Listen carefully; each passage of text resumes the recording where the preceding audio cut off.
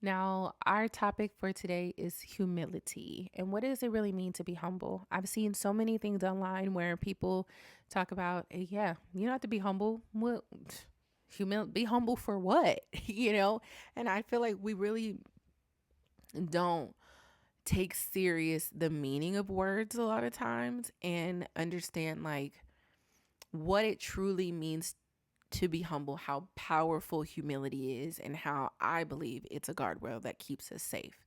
Like, have you ever really been through a powerful moment that was a test to your ego where you had to choose humility over arrogance? I think that's where we really find humility, in those spaces. For myself, there was a time where I went to go perform at this place called the Poetry Lounge. The Poetry Lounge. It's a very popular place in the poetry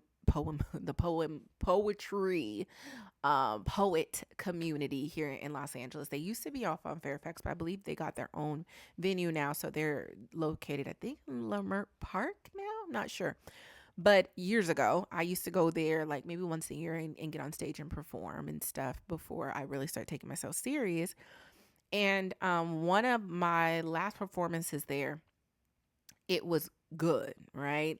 I get on stage and I'm performing this piece, and I had this part in the piece where it was like in the performance world, we sometimes do these things where you can like kind of gauge the audience. So you put in something into the show that allows people to, a call and response type of situation, and you could read the temperature with this call and response. So I had this call and response that was a part of the piece that I was performing, and it was like I saw everyone in the audience because it was a packed out crowd, very popular place, packed out theater. So the whole crowd move at the same time to what I was saying. And it was like, it looked like water. Like I felt so powerful in that moment. And I was like, whoa, like I didn't know what was capable of. And it makes you feel some type of way to experience something like that. The only thing similar I've seen that's like on a higher level is when I went to the Made in America festival, the last one that was here in LA. And when they announced Kanye West, I literally, me and my husband, we had to move up on the gate because people moved from one side of the park. It was a Grand Park downtown, all the way to the opposite side in unison. It literally looked like an ocean, the ocean body of water move in unison to his stage. And I thought to myself, wow, all that power, one person, how could you not go crazy? If the fact that you could be sane and experience things like that, kudos to you, even if you were a little bit sane, because that type of stuff right there, like that's why I don't judge him, because he clearly going through a lot. I don't know enough, but when I saw that, I was like, yeah, I'm psychologically that's a lot. So I feel like in those moments, it is not as big as Kanye, but my moment was like a microcosm of Kanye's moment. But I felt something then that we all do at times, where it's like you start kind of feeling yourself. And the Southern old folks says you start smelling your drawers, they say. You start forgetting that fat meat is greasy. You start forgetting that, you're not the grand all be all, but it makes you feel that way in that moment. So for me, after I left the show, cause I'm kind of feeling myself. Some of my friends came out to support, and I park out front across the street from my apartment building. And then all I remember is I was across the street. Like literally, this was a supernatural experience. I know it's the month of October. This is a bit of a spooky moment that we're gonna have, but it's a holy spooky moment because this was a no ghost and this was all nothing but the Holy Ghost. So I'm gonna give you that disclaimer right now, because ain't nothing scarier than God. Let me tell you, when you see how those type of supernatural experiences, you're like, insidious could never, right?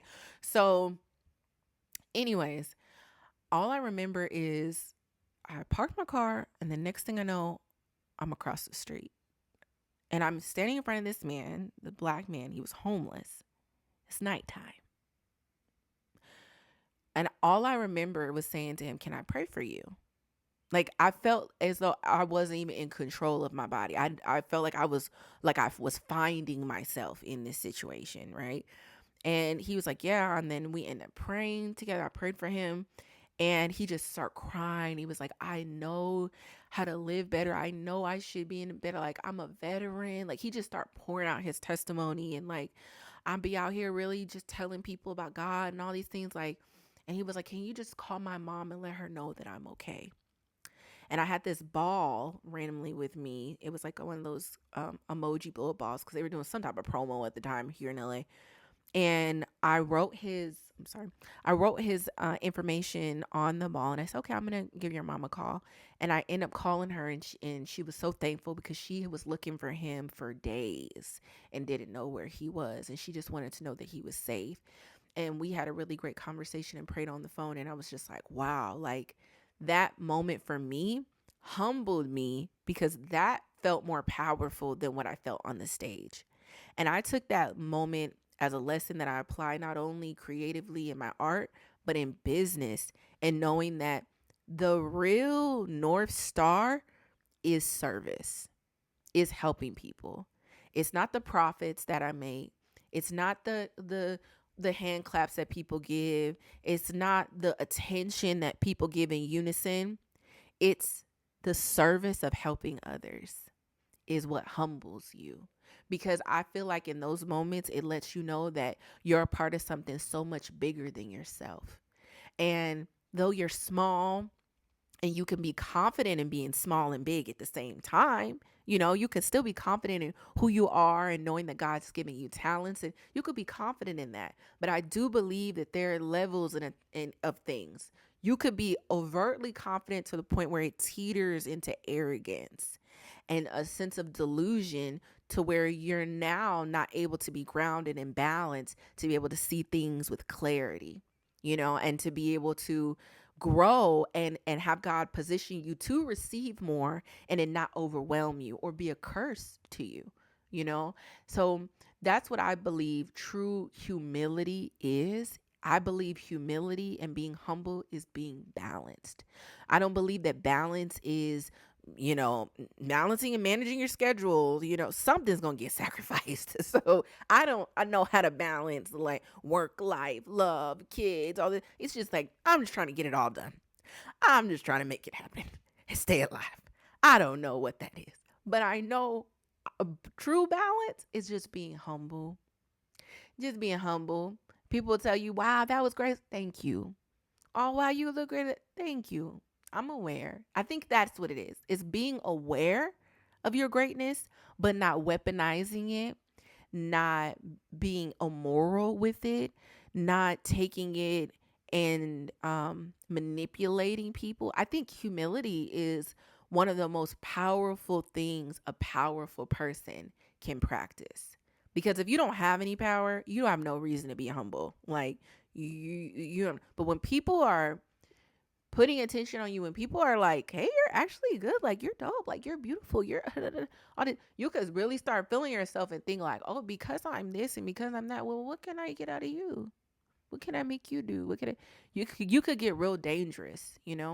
So that is what I've learned from that moment, and I apply it now in my current business and healthcare and music. I've had to humble myself to learn new skill sets, going to school to get the administrative certifications and stuff, and being around nurses and doctors and all these different people, knowing what I bring to the table, but humbling myself to not brag about who I am in business or the things that I build or things that I do, and just listening to them and taking on the knowledge that they're willing to give to me. Because I feel like a lot of times you get in conversations with people and people just want to be quick to tell you who they are and what they got going on, so like you know who you're talking to.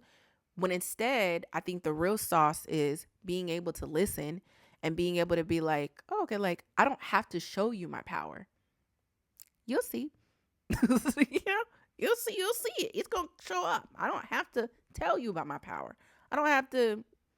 No, I just let it flow out. Just let it do what it does, and be able to be a student. And I feel like that's my master goal when it comes to humility, is being a master student that is balanced in their power.